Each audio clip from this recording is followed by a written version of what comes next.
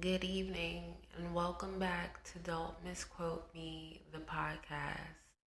Today, I want to talk about why you should never, ever overlook the promiscuous ways of a man. And I'm singling out men today because society pretty much has already deemed promiscuous women as something to look out for, something that is less than. And I'm not necessarily agreeing with those sentiments, okay? Because promiscuous can be defined in so many other ways, so many different ways, I should say, depending on who's discussing it. You have those who are only sexually active or expressive in relationships, but they've also been through multiple relationships. To some people, that is promiscuous.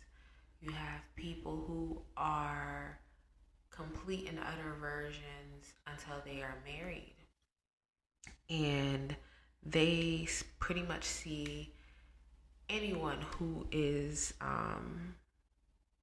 seductive or sexually active outside of marriage as being promiscuous. So there is a dictionary definition.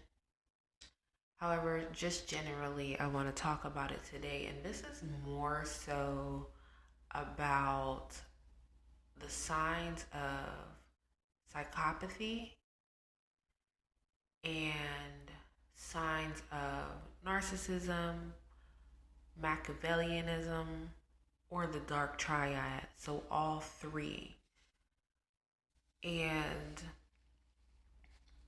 a lot of times we like to play this whole men and women thing, but men and women display dysfunction differently.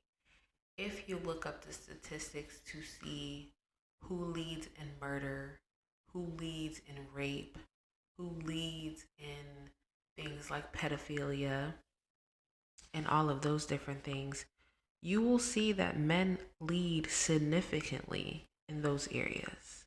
They lead significantly in those areas, excuse me. And so this is the premise what to why I want to speak on the promiscuity of a man, because it can be a sign of a danger zone for a woman.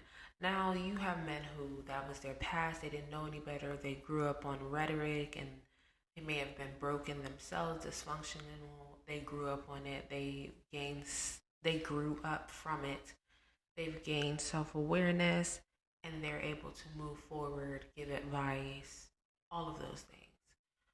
This is not this is not an instance where I want to make the subject black and white. I just want to expand the mind of women on why you should pay attention to it. I think a lot of women overlook those things. Women overlook a lot of red flags just to be in union with men. Uh, and as I said before, we already have societal judgments on women who operate this way. So it's not really something that I need to reiterate. But as I said, because dysfunction shows up differently in men than women, again, it becomes a danger zone. So that is my main thing. One of the major signs of a psychopath or a narcissist or a sociopath or any of those personality disorders or severe disorders is the ability to engage in meaningless casual sex, like person after person after person after person. And situationships are very popular right now. So when you're dealing in a situationship, you never know who you may be dealing with. And especially if you're a woman, I believe in women not wanting to abort children. Just the same way if a woman does, that is her decision. I think nowadays, or yeah, definitely nowadays, but for a while, we've held to this notion that if a man wants you to get an abortion, you need to get an abortion. That's easier said than done because that is something still that impacts a woman's life. And so when you're dealing in these situationships and you know that is where you stand, um, you have to be careful because you can tie or attach yourself to someone with one of these disorders. And that ability to disassociate from their body because there's no specific thing in a man that makes it better for him to be able to run through people in that way. It's disassociation with your body. It's a sign of a mental and emotional dysfunction. And it's something that I want women to pay more attention to. So I'll be back on this topic. I wanted to make this video extremely short. If you are listening and you're interested in hearing more, drop your interest down in the comment.